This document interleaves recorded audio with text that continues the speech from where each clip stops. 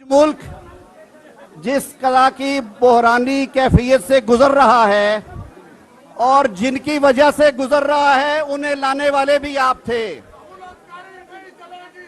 आप ही उन्हें लाने वाले थे। आज अगर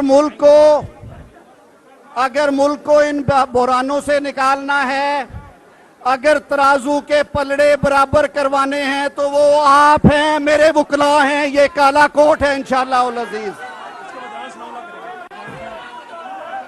एक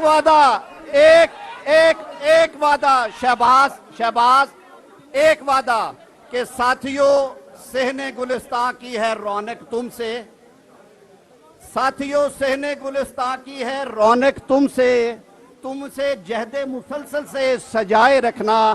और राह में भीड़ भी आती है, अभी से सुन लो, हाथ में हाथ मिला है, तुम मिलाए रखना। हम अपनी कायद के साथ हैं, कदम बढ़ाओ मरियम नवाज, हम तुम्हारे साथ।